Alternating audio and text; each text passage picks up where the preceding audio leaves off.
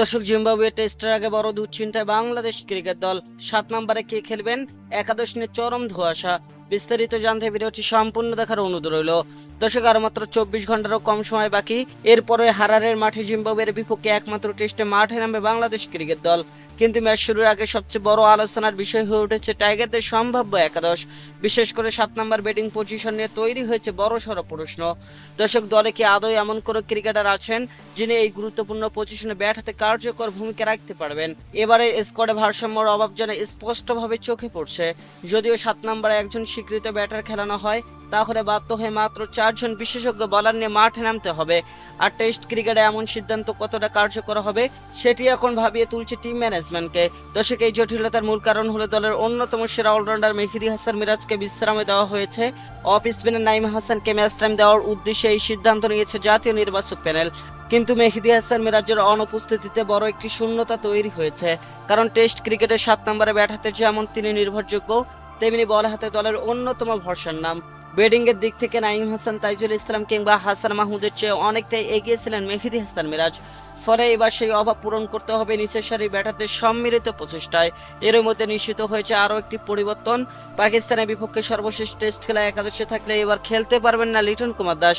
ইনজুরির কারণে তিনিও ছিটকে গেছেন দল থেকে। তার পরিবর্তে স্কোয়াডে জায়গা পেয়েছেন মহিদুল ইসলাম অঙ্কন। তবে একাদশের সুযোগ পাওয়া দৌড়ে এগিয়ে থাকতে পারেন অমিত হাসান। যদিও ঘরোয়া ক্রিকেটে তিনি মূলত টপ অর্ডারে খেলেন। দর্শক, আন্তর্জাতিক ক্রিকেটে অভিষেক করে তাকে 6 নম্বরে খেলানো হতে পারে বলে জোর গুঞ্জন রয়েছে। এদিকে আরো একটি সম্ভাব্য অভিষেকের অপেক্ষায় আছেন তরুণ পেসার রবিউল হক। দল ঘোষণার সময় প্রধান নির্বাচক জানিয়েছেন, রবিউল একজন সম্ভাবনায় পেস বোলিং অলরাউন্ডার। তাই ব্যাটিং গভীরতা বাড়াতে এবং পেস আক্রমণে বৈচিত্র্য আনতে এই ম্যাচে তার অভিষেক ঘটতে পারে। দর্শক, ওপেনিংয়ে খুব বেশি পরিবর্তনের সম্ভাবনা নেই।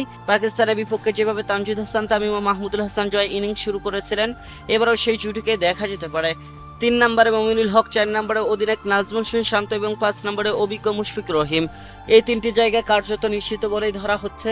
6 নম্বরে যদি অমিত হাসান সুযোগ পান, তাহলে 7 ও 8 নম্বরে দেখা যেতে পারে নাইম হাসান ও তাইজুল ইসলাম এবং হাসান মাহমুদকে। অর্থাৎ এই 3 জনকে শুধু বল নয়, ব্যাট হাতেও গুরুত্বপূর্ণ দায়িত্ব পালন করতে হবে।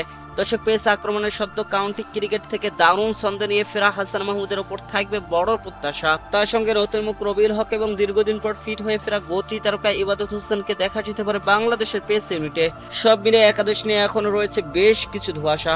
দর্শক, ব্যাটিং গভীরতা এবং বোলিং কম্বিনেশন এবং অলরাউন্ডারের অভাব সবকিছু মিলিয়ে ম্যাচ শুরুর আগে কঠিন সমীকরণের সামনে দাঁড়িয়ে বাংলাদেশ ক্রিকেট দল। এখন দেখার বিষয় টিম ম্যানেজমেন্ট শেষ পর্যন্ত কি ধরনের একাদশ নিয়ে মাঠে নামে এবং সেই একাদশ জিম্বাবুয়ের বিপক্ষে কেমন পারফরমেন্স উপহার দিতে পারে। দর্শক, বাংলাদেশ ও জিম্বাবুয়ের মধ্যকার একমাত্র টেস্ট ম্যাচটি শুরু হবে আগামীকাল রোববার হারারের মাঠে। বাংলাদেশ সময় দুপুর 1:30 শুরু হবে বহুল প্রতীক্ষিত এই লড়াই।